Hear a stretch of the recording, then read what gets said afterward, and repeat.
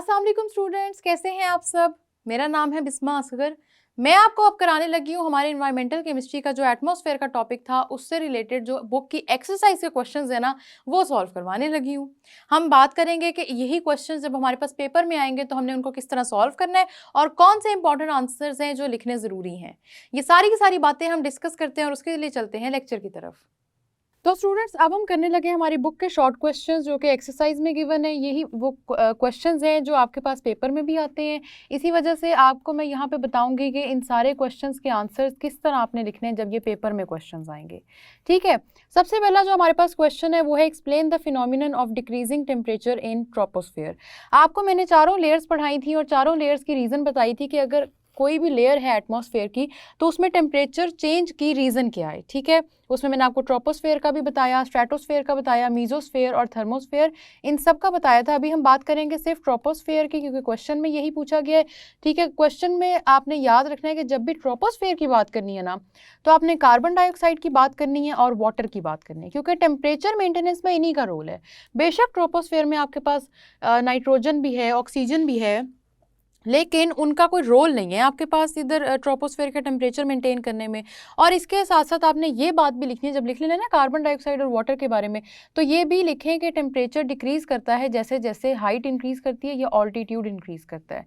ठीक है, टेम्परेचर करेगा आपके पास स्टूडेंट्स यहाँ पे डिक्रीज़ कम होता चला जाएगा और हाइट क्या करेगी, ऑल्टीट्यूड क्या करेगा, वो इंक्रीज़ होगा। मतलब अर्थ से जितना दूर जाएंगे उतना टेम्परेचर में आता जाएगा डिक्रीज़। और इसका जो रेट है वो लिखना बहुत ज़रूरी है कि आपका हर किलोमीटर पे 6 डिग्री सेल्सियस की कमी आएगी। ठीक है, टेम्परेचर में तो हर किलोमीटर पे ये वाली चीज़ भी बात लिखनी ज़रूरी है। इसके अलावा ट्रोपोस्फेयर का पूछा जा रहा है तो ट्रोपोस्फेयर में ये भी बता दें आप कि ट्रोपोस्फेयर वो हमारे पास एटमॉस्फेरिक लेयर है जिसकी वजह से वेदर कंडीशंस होती हैं और साथ ही साथ एयरक्राफ्ट्स भी इस रीजन में फ्लाई करते हैं। तो ये सारी की सारी चीज़ें बताने का मकसद ये है स्टूडेंट्स के ट्रोपोस्फेयर में हमारे पास क्योंकि टेम्परेचर डिक्रीज़ हो रहा है ना, इसी वजह से वेदर कॉज होंगे। क्योंकि टेम्परेचर मैंने आपको बताया था कि बहुत ही ज़्यादा एब्रप्ट चेंजेस आते हैं इसके। ठीक है, क्योंकि टेम्परेचर के चेंजेस एब्रप्ट है ना, इस वजह से यहाँ पे आपके पास वेदर कंडीशंस भी डिफरेंट होंगी। साथ ही साथ एयरक्राफ्ट्स की जो बात है वो वैसे ही आपके पास सिर्फ अफेक्ट है टेम्परेचर का नहीं है, बस वो आपके पास ट्रोपोस्फेयर का एक फ़ायदा है। ठीक है, अब हम चलते हैं सेकंड क्वेश्चन की तरफ। जो हमारा सेकंड क्वेश्चन है वो है differentiate between primary and secondary air pollutants. तो मैंने आपको बताया था बड़ा मेजर डिफरेंस दोनों में ये है, प्राइमरी पॉल्यूटेंट्स क्या होते हैं जो डायरेक्टली सोर्स से आ रहे हैं। ठीक है, प्राइमरी पॉल्यूटेंट्स वो हैं जो सोर्स से आ रहे हैं। वैसे तो सही तरीका इस क्वेश्चन को सॉल्व करने का ये है कि आप लिखें प्राइमरी पॉल्यूटेंट्स के नाम और साथ बताएं कि कौन सा प्राइमरी पॉल्यूटेंट कौन से सोर्स से आ रहा है। ठीक है, लेकिन वैसे मैं आपको बता देती हूँ कि जनरली जब हम प्राइमरी पॉल्यूटेंट्स की बात करते हैं तो आपके पास ये आते हैं वेस्ट से, ठीक है, और एग्जॉस्ट प्रोडक्ट से। एग्जॉस्ट प्रोडक्ट्स कौन से होते हैं, जो मैंने आपको बताया था गाड़ियाँ बाइक्स वगैरह जब चलती हैं तो उनके जो एग्जॉस्ट से गैसेस निकलती हैं उसके अंदर बहुत सारी ऐसी गैसेस हैं जो कि प्राइमरी पॉल्यूटेंट बनती हैं विच कॉज एयर पॉल्यूशन। ठीक है, ये कुछ ऐसे सोर्सेज हैं, आपको याद होगा कि हमारे पास कॉमन सोर्सेज थे हर तरह के प्राइमरी पॉल्यूटेंट के लिए। इसके अलावा कंबस्शन ऑफ फॉसिल फ्यूल भी आपके पास ये इंपॉर्टेंट है। कंबस्शन ऑफ फॉसिल फ्यूल भी हर प्राइमरी पॉल्यूटेंट का ऑलमोस्ट आपके पास कॉमन सोर्स है। ठीक है, तो ये जो बातें कॉमन पढ़ते हैं ना आप सब इनको इकट्ठा ही लिख दिया करें क्योंकि ये सारी की सारी कॉन्सेप्ट्स पे अप्लाई हो रही होती हैं। अब एग्जाम्पल के बगैर कभी भी क्वेश्चन को कंप्लीट नहीं करना, ये नहीं समझना कि क्वेश्चन कंप्लीट हो गया अगर आपने एग्जाम्पल नहीं लिखी। तो एग्जाम्पल में आपने बताना है कि इसके अंदर सल्फर के ऑक्साइड्स होंगे, नाइट्रोजन के ऑक्साइड्स होंगे और हमने बात की थी कार्बन के ऑक्साइड्स होंगे। इसके अलावा आपके पास हाइड्रोकार्बन्स में आ जाता है मीथेन। ठीक है, अमोनिया भी आपके पास प्राइमरी पॉल्यूटेंट है और फ्लोरीन के जितने कंपाउंड्स हैं वो भी प्राइमरी पॉल्यूटेंट्स में आते हैं। ठीक है, ये इस तरह से अब आपका क्वेश्चन कंप्लीट होगा। अगर आप क्वेश्चन को दूसरी तरह से करना चाहें कि हर प्राइमरी पॉल्यूटेंट का अलग-अलग बताएं कि वो उसका सोर्स क्या है तो आप वो भी कर सकते हैं। लेकिन आपसे क्योंकि अभी डिफरेंस पूछा जा रहा है ना कि प्राइमरी और सेकेंडरी में डिफरेंस क्या है, तो डिफरेंस यही है कि आपका जो प्राइमरी पॉल्यूटेंट है वो डायरेक्टली सोर्स से आएगा और सेकेंडरी पॉल्यूटेंट कब बनेगा, आप सबको याद होगा कि सेकेंडरी पॉल्यूटेंट आपका प्राइमरी पॉल्यूटेंट के रिएक्शंस की वजह से बनता है। ठीक है, ये बात समझ में आ रही है कि आपके पास जो जितने भी प्राइमरी पॉल्यूटेंट्स हैं जब वो रिएक्ट करेंगे और एयर में बहुत सारी डिफरेंट चीज़ों के साथ रिएक्शंस परफॉर्म करेंगे उसके बाद आपके पास नए प्रोडक्ट्स बन जाएंगे जिनको हम सेकेंडरी पॉल्यूटेंट्स कहते हैं। ठीक है, प्रोड्यूस्ड फ्रॉम प्राइमरी पॉल्यूटेंट्स, ये बात लाजमी लिखनी है। अब आपसे मैंने कहा है कि एग्जाम्पल के बगैर कभी भी क्वेश्चन को कंप्लीट नहीं करना, तो एग्जाम्पल हमारे पास क्या होगी स्टूडेंट्स? एग्जाम्पल हमारे पास ये होगी कि एक तो आपको मैंने बहुत सारे नाम याद करवाए हैं सेकेंडरी पॉल्यूटेंट्स के, ठीक है, लेकिन एसिड रेन के कॉन्सेप्ट के अंदर आपने पढ़ा भी था कि वो सेकेंडरी पॉल्यूटेंट किस तरह बनते हैं। मतलब ये कि जिस तरह हम बात कर लेते हैं सल्फर डाइऑक्साइड है, ये रिएक्ट करेगी वाटर के साथ, वाटर वेपर्स कहाँ पे होंगे? आपकी एयर में, आपके एटमॉस्फेयर में मौजूद होंगे, और साथ ही साथ ये रिएक्ट करेगी आपके पास ऑक्सीजन के साथ और बना देगी सल्फ्यूरिक एसिड। ये रिएक्शंस मैंने आपको ऑलरेडी पढ़ाए हुए हैं, मैं आपको सिर्फ एक की एग्जांपल दे रही हूँ, बाकी सब में जिसमें आपके पास कार्बोनिक एसिड है, nitric acid, nitrous acid, hydrofluoric acid, ozone और पैन जिसको हम कहते हैं परऑक्सी एसिटाइल नाइट्रेट, ये सब आपने लिखने एग्जाम्पल्स में। कोशिश किया करें 3 से 4 एग्जाम्पल्स आपकी लाजमी आ जाएँ, ठीक है। पैन को लिख दिया करें, ये बहुत इंपॉर्टेंट है, एमसीक्यू में भी इसके बारे में पूछा जाता है। परऑक्सी एसिटाइल नाइट्रेट ये इंपॉर्टेंट कंपाउंड है और बहुत ही डेंजरस वैसे पॉल्यूटेंट है। इसके बारे में हमने ज़्यादा बात तो नहीं की, लेकिन आपने याद रखना है कि पेपर पॉइंट ऑफ व्यू से इसके बारे में बहुत सारे क्वेश्चंस आते हैं, ठीक है। इस तरह से ये सारी बातें लिख देंगे तो आपका ये वाला क्वेश्चन भी हो जाएगा कंप्लीट। जब भी किसी क्वेश्चन में डिफ्रेंशिएट करके पूछा गया हो तो कोशिश करें टेबल बना के बताया करें। टेबल में साथ साथ पॉइंट्स लिखें, पहले डेफिनेशन लिखते हैं, उसके बाद आप इसके एग्जाम्पल्स को लिखते हैं, ठीक है। इस तरह से आपका क्वेश्चन कंप्लीट हो जाता है और एग्जामिनर को भी पता लग जाता है कि स्टूडेंट का कॉन्सेप्ट क्लियर है। अब चलते हैं नेक्स्ट क्वेश्चन की तरफ, और नेक्स्ट क्वेश्चन है state the major sources of carbon monoxide and carbon dioxide emission. Major sources का मतलब है कि आपके पास ज़्यादा एमिशन कहाँ से हो रही है, कौन सा ऐसा सोर्स है जिससे सबसे ज़्यादा कार्बन मोनोऑक्साइड और कार्बन डाइऑक्साइड एमिट हो रहे हैं। सबसे पहले तो याद रखना है कि वॉल्केनिक इरप्शंस, ठीक है। ये सारे के सारे सोर्सेज मैंने आपको पढ़ाए हैं। वैसे भी हमने बात की कि बहुत सारे ऐसे हमारे पास पॉल्यूटेंट्स हैं जिनके ये सोर्सेज बिल्कुल सिमिलर थे, ठीक है। एक हो गए वॉल्केनिक इरप्शंस, उसके बाद है आपके पास students decomposition of organic matters, ठीक है। ऑर्गेनिक मैटर डीकम्पोज करेगा, डीकम्पोजिशन होगी उसकी, और उसके रिजल्ट में भी आपके पास बहुत सारे ये प्राइमरी पॉल्यूटेंट्स प्रोड्यूस हो जाते हैं, जिसमें से अभी हम किसकी बात कर रहे हैं? कार्बन मोनोऑक्साइड और कार्बन डाइऑक्साइड की, ठीक हो गया। और थर्ड आपने याद रखना है forest fire and burning would. Forest fire क्या चीज़ है? वही है कंबस्शन ऑफ फॉसिल फ्यूल्स, जो मैं आपको पहले भी बता चुकी हूँ, इसलिए ये वाली बातें वो हैं जो कॉमन हैं, इनको भूलना नहीं है। ये सिर्फ इसके बारे में नहीं है कि कार्बन मोनोऑक्साइड और कार्बन डाइऑक्साइड के बारे में हो रही है, ये बात आपके पास ऑलमोस्ट सारे के सारे प्राइमरी पॉल्यूटेंट्स के बारे में है, ठीक हो गया। इसलिए ये सारी आपने ध्यान से लिखनी है। ये कॉमन चीज़ें जो होती हैं उनको याद रखना वैसे भी ईजी होता है, ठीक है। तो आप इसको इस तरह से आराम से लिख सकते हैं। अब हम चलते हैं नेक्स्ट क्वेश्चन की तरफ। नेक्स्ट क्वेश्चन है स्टूडेंट्स हमारे पास, carbon dioxide is responsible for heating up atmosphere how. देखें, कार्बन डाइऑक्साइड के बारे में बहुत डिटेल में हमने बात की थी कि ये हमारे पास एक ग्रीन हाउस गैस है, ठीक है। ग्रीन हाउस गैस का क्या मतलब है? ऐसी गैस है जो अर्थ की इंफ्रारेड रेडिएशंस को अपने अंदर एब्जॉर्ब कर लेती है और एब्जॉर्ब करके अर्थ का टेम्परेचर हीट अप कर देती है। मतलब अर्थ को अगर ये इंफ्रारेड रेडिएशंस ना होती तो अर्थ का टेम्परेचर बहुत ज़्यादा लो हो जाता और लाइफ पॉसिबल ही ना होती, ठीक है। लेकिन अब हो क्या रहा है कि कार्बन डाइऑक्साइड की जो क्वांटिटी है ना आपकी इन्वायरमेंट में, वो इंक्रीज़ होती जा रही है डे बाय डे, और वो इतनी इंक्रीज़ होती जा रही है कि अब आपके पास ग्लोबल वार्मिंग का फिनोमिना आ गया। ग्लोबल वार्मिंग का क्या मतलब है कि ओवरऑल आपकी जो अर्थ है वो बहुत ज़्यादा हीटअप हो गई है, उसमें बहुत ज़्यादा गर्मी बन गई है, जिसकी वजह से आपने नोटिस भी किया होगा कि रिसेंटली हमारे पास गर्मियों के मौसम बहुत लंबे हो गए हैं लेकिन सर्दियों के छोटे होते जा रहे हैं, ठीक है। यही रीज़न है उसकी, ठीक है। अब आपने जब भी कार्बन डाइऑक्साइड की बात हो तब भी ये रीज़न देनी है, और अगर आपसे सिर्फ पूछा जाए कि why earth temperature is increasing और कार्बन डाइऑक्साइड का जिक्र ना हो, तो आपने खुद इसके आंसर में लिखना है कि कार्बन डाइऑक्साइड की बात यहाँ पे क्यों कर रहे हैं, ठीक हो गया। नेक्स्ट क्वेश्चन की तरफ चलते हैं। Next question is carbon monoxide is a hidden enemy, explain it's action. देखिए, कार्बन मोनोऑक्साइड हिडन एनिमी है, ये मैंने आपको पहले भी बताया हुआ है। क्यों? क्योंकि कार्बन मोनोऑक्साइड के बारे में सबसे जो डेंजरस बात है ना, वो ये है कि ना तो इसकी कोई स्मेल है और ना ही इसका कोई कलर है, ठीक है। ये गैस आपके पास कलरलेस है, ऑर्डरलेस है, ठीक है। अगर ये आपके इर्द गिर्द मौजूद है तो आपको पता नहीं चलेगा कि आप कार्बन मोनोऑक्साइड आपके इर्द गिर्द है और आप उसमें सांस ले रहे हैं। बस होगा क्या कि आपकी ऑक्सीजन की जगह जाके ये अटैच हो जाएगी और आपको ब्रीदिंग डिफिकल्टी, सांस लेने में मसला, ऑक्सीजन की सप्लाई को रोक देगी, सारी चीज़ें रोक देगी। इसीलिए इसको हिडन एनिमी कहते हैं, ठीक है, क्योंकि ये पॉइजनस गैस है और इसका पता भी नहीं चलता कि ये आपके इर्द गिर्द है। तो याद रखना है कि ऐसे क्वेश्चन में ये भी लिखना है कि आपके पास जो भी हीटर्स वगैरह होते हैं, चाहे वो आपकी गाड़ियों में हो या घर में हो, उनको सोने से पहले बंद कर दिया जाए, क्योंकि कार्बन मोनोऑक्साइड ऐसी गैस है कि जो आपके पास जब प्रोड्यूस हो जाती है तो इसका पता नहीं चलता, ठीक है। साथ ही साथ आपने ये भी लिख देना है कि ये प्रोड्यूस कैसे होती है। तो स्टूडेंट्स याद रखना, कार्बन मोनोऑक्साइड इनकम्प्लीट कंबस्शन की वजह से प्रोड्यूस होती है। मेन कॉन्सेप्ट यही है कि इनकम्प्लीट कंबस्शन होगी। कंबस्शन का जो प्रोसेस है वो क्यों इनकम्प्लीट होगा, क्योंकि ऑक्सीजन की सप्लाई थोड़ी होगी। अब ये फिर क्या करेगी, ये आपके ब्लड में चली जाएगी, ऑक्सीजन की जगह हीमोग्लोबिन के साथ कंबाइन कर जाएगी, सर दर्द होगा, चक्कर आना, इस तरह से। और अल्टीमेटली क्या होता है कि सांस के मसले बनते बनते डेथ हो जाती है। इसीलिए कार्बन मोनोऑक्साइड को हिडन एनिमी कहते हैं। और ये सारी बातें पेपर में लिखनी है ताकि पता चले कि आपको सारा कॉन्सेप्ट आता है, ठीक है।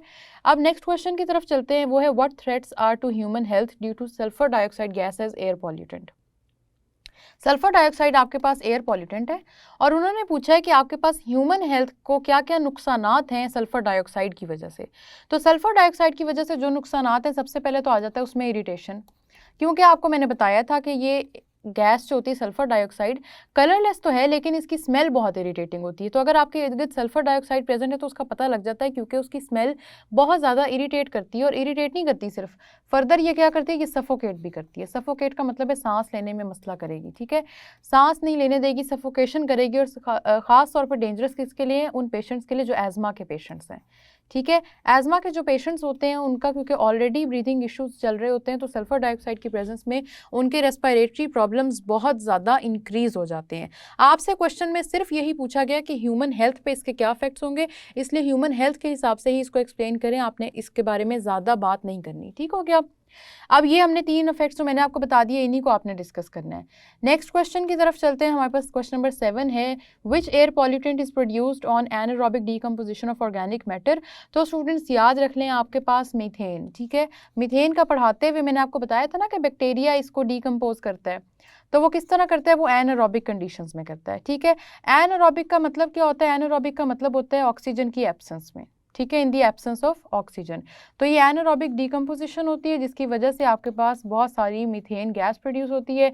मीथेन के बारे में हमने बातें की हैं कि मीथेन जो है आपके पास कार्बन डाइऑक्साइड से ज़्यादा हार्मफुल है, क्योंकि ये ज़्यादा हीट को एब्जॉर्ब करती है, ये आपको सांस लेने भी मसले देगी, साथ ही साथ ओजोन की प्रोडक्शन भी करवा देगी। तो मैंने आपको सारी जो चीज़ें बताई थी मीथेन के बारे में कि ये कितनी हार्मफुल है, वो सब भी याद रखनी है। और आप इस क्वेश्चन को कंप्लीट करने के लिए वो सारी चीज़ें लिख भी सकते हैं, लेकिन कोशिश करें डिटेल में मत जाएं, क्योंकि उन्होंने सिर्फ इतना पूछा है कि आपके पास कौन सा ऐसा एयर पॉल्यूटेंट है जो एनारोबिक डीकम्पोजिशन से प्रोड्यूस होता है।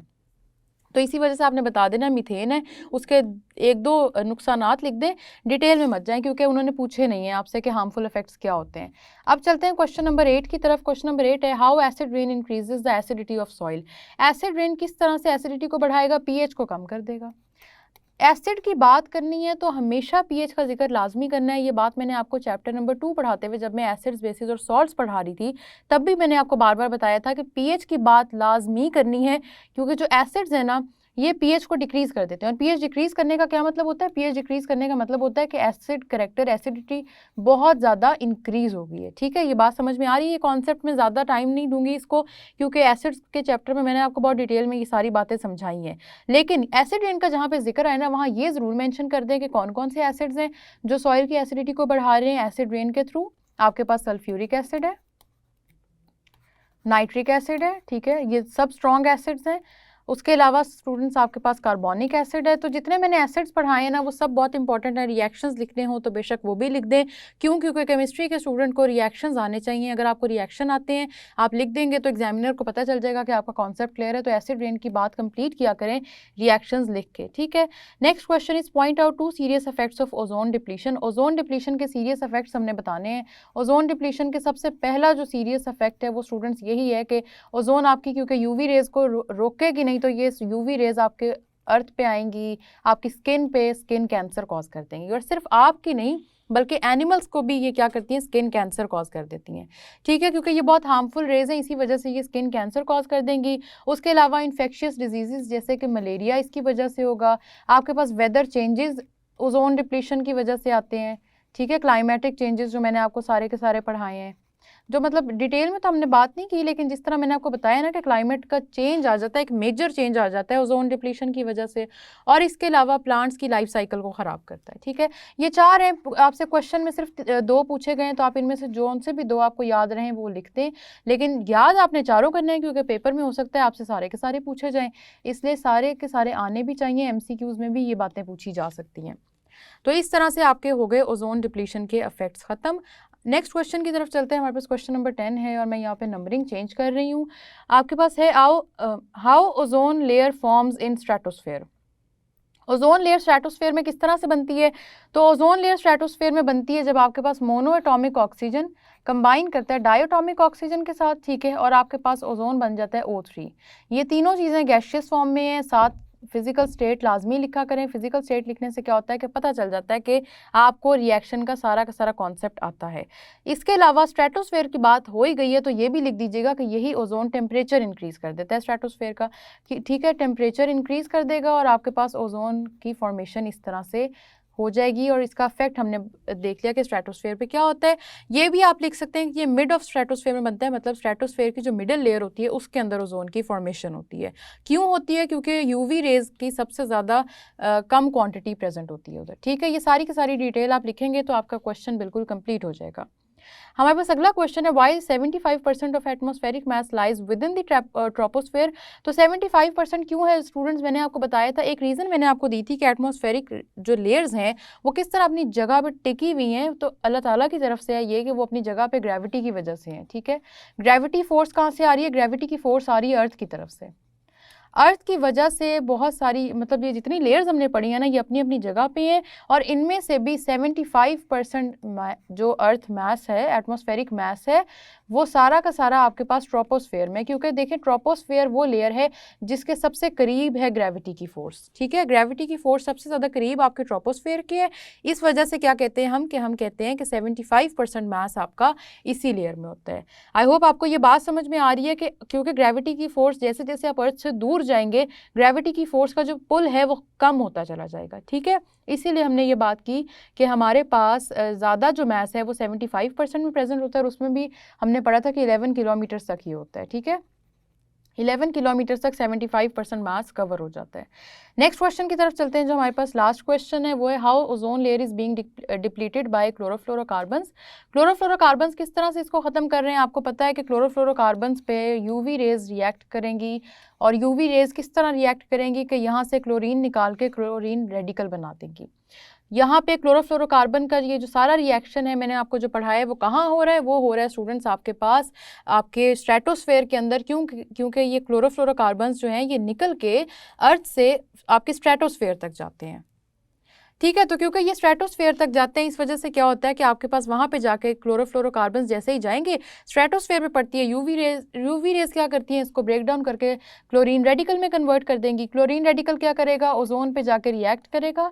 ओजोन पे ये क्लोरीन रेडिकल रिएक्ट करके ऑक्सीजन प्रोड्यूस करेगा और दूसरा ये आपके पास, आप सबको याद होगा, OCl बन जाएगा जो कि फिर से एक आपके पास रेडिकल है, ये स्टेबल नहीं है, इस वजह से इसका बॉन्ड टूटेगा और आपके पास यहाँ पे ऑक्सीजन रेडिकल बन जाएगा और क्लोरीन रेडिकल।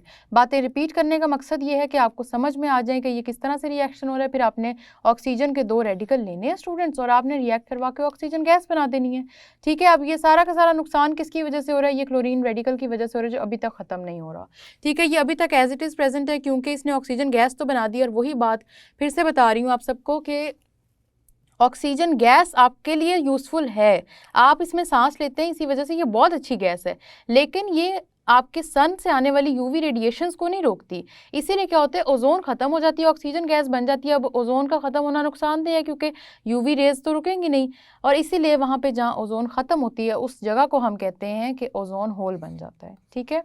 तो जितनी मर्जी ऑक्सीजन बन जाए वो आपको सन रेज से तो प्रोटेक्ट नहीं करेगी ना, वो आपको सांस लेने में हेल्प करेगी, बस इतना फ़ायदा है उसका, ठीक है। तो ये सारे के सारे क्वेश्चन थे स्टूडेंट्स। इस तरह मैंने आपको बता दिए हैं कि कौन कौन से पॉइंट्स लिखने ज़रूरी हैं। जो मैंने खुद लिखे हैं ये तो आपने लाजमी लिखने हैं, इसके अलावा जो मैंने आपको बातें बताई हैं आप वो भी लिख सकते हैं, पॉइंट्स वो भी गलत नहीं होंगे, ठीक है। ये सारे के सारे रिएक्शन जो आपको पढ़ाए गए इस चैप्टर में उनको लाजमी लिखें और जो आपके एक्सरसाइज के क्वेश्चन होते हैं इसमें से 80% पेपर बनता है, इसलिए इनकी प्रैक्टिस आपने साथ साथ करनी है। स्टूडेंट्स मैंने आपको साथ साथ बता दिया, एक एक चीज़ क्लैरिफाई कर दी कि पेपर में आपके पास आंसर किस तरह लिखा होना चाहिए। आपने इन चीज़ों को गौर करना है, दोबारा एक दफ़ा देख लें क्योंकि अब क्वेश्चन सॉल्व करने का मकसद ये है कि हमें चैप्टर आता है, हम सिर्फ उसकी प्रैक्टिस कर रहे हैं कि हम पेपर पॉइंट ऑफ व्यू से किस तरह आंसर लिखना है जो हमें आता है ऑलरेडी उसको देख लें। अब हमने सीख तो लिया कि कैसे आंसर्स लिखने हैं, इसके बाद हमने कुछ मल्टीपल चॉइस क्वेश्चंस को डिस्कस करना है ताकि हमारा ये जो चैप्टर है वो पूरी तरह से रिवाइज हो जाए, हमें याद हो जाए नेक्स्ट चैप्टर पे जाने से पहले। आप इन शॉर्ट क्वेश्चंस को लेकिन रिवाइज करें, एमसीक्यूज की टेंशन ना लें। हम मिलेंगे एमसीक्यूज के साथ नेक्स्ट लेक्चर में, तब तक के लिए अल्लाह हाफिज।